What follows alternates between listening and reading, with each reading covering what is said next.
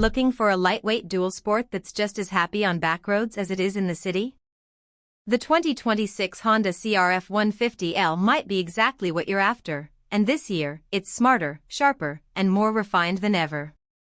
Welcome to Next Gen Reviews, where we break down the latest bikes so you can ride smarter.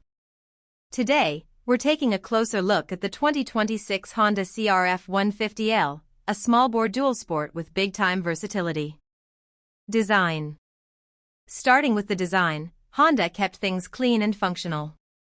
You've got bold new graphics, a slimmer profile, and a more compact LED headlight that gives it a modern edge. The bike still wears that unmistakable red CRF styling, but it feels a bit more premium this time around.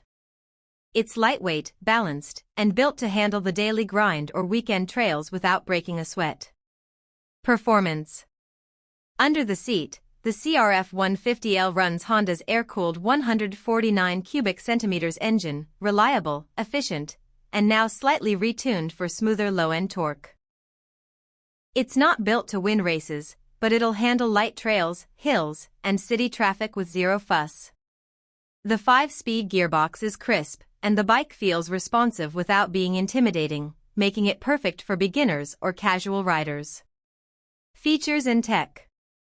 For 2026, Honda added fuel injection mapping updates for cleaner throttle response and better cold starts.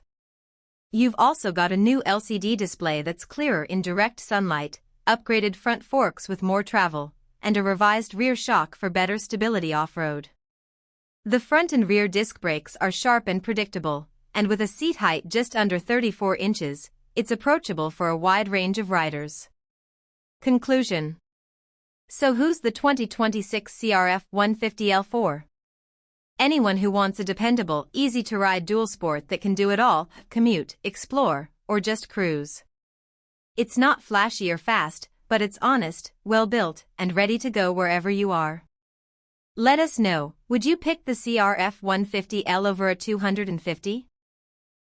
Drop your thoughts in the comments, hit that like button if this review helped, and don't forget to subscribe to Next Gen Reviews for more clear, real-world bike breakdowns.